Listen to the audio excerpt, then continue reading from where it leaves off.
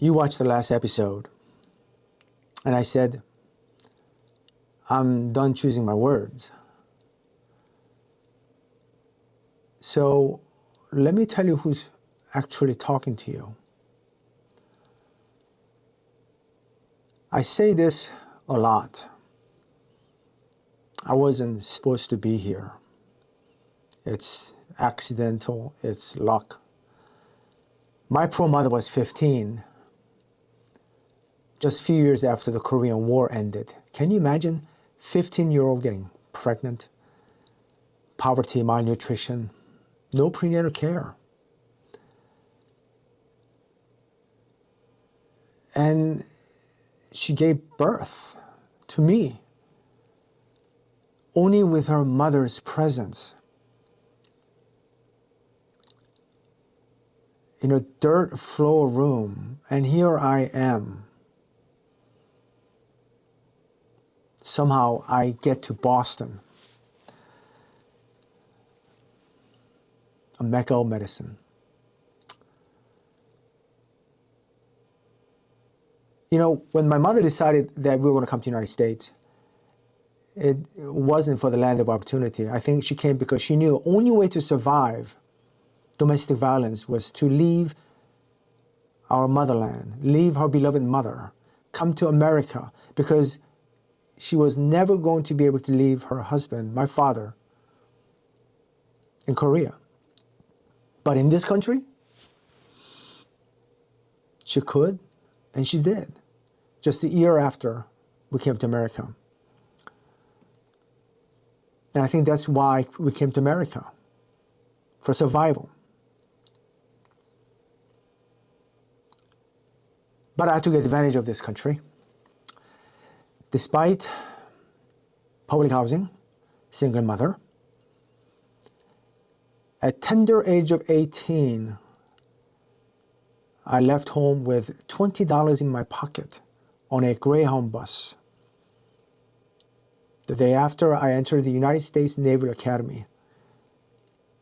I didn't even know how to swim when I joined the Navy. Can you imagine? I always say when I'm asked that question, no one ever asked me during the process whether I knew how to swim or not. So the military, the Navy, gave me the backbone that I needed. It gave me the structure.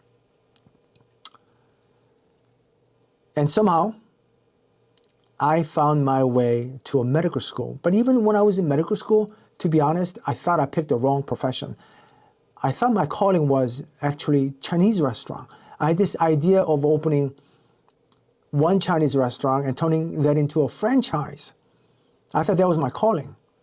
But eventually, when I did do a clinical rotation in OB-GYN, I knew I picked the right career path. So I wasn't supposed to be a physician, and I always think I'm an accidental obstetrician. Accidentally, I found the path. And came Boston City Hospital, and 35 plus years in this city of medicine.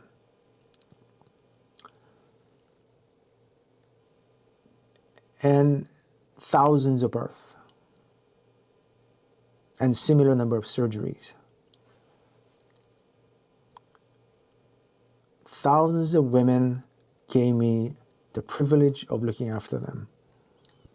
It is literally decades inside the same system, my entire medical career in Boston. And when you do something that long, you earn the right to speak. And with me, being a solo practitioner, self-employed, I have no filter. And without any filter, I'm talking to you. Because you need to hear what I have to say. Because I've seen it. The good, the bad, and the ugly.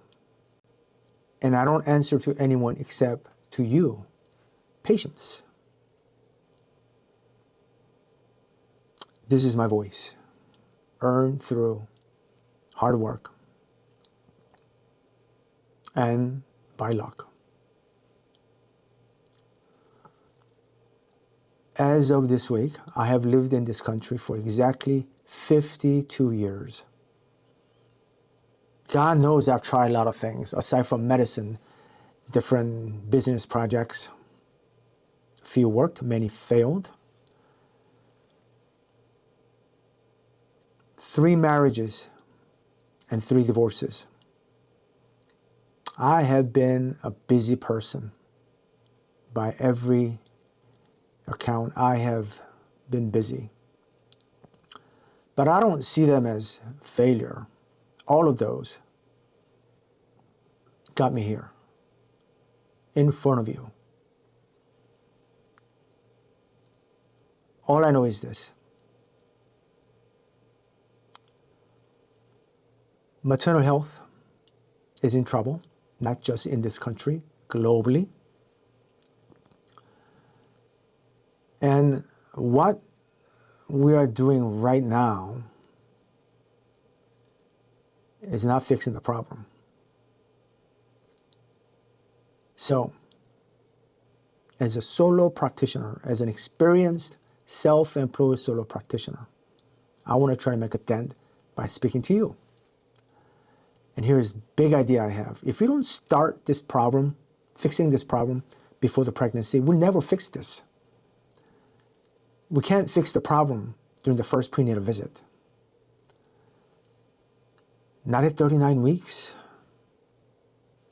It has to be well before the pregnancy. And we know that more interventions haven't worked. So when you ask, who is this guy talking about no induction? Who is this guy talking about 41, 42 weeks? About nuance in medicine. This is the guy who has been there. Not for a few years, for decades. I've seen the system change. And I've seen where it's going. That's who I am. And now we can talk. Because you know, I have no filter.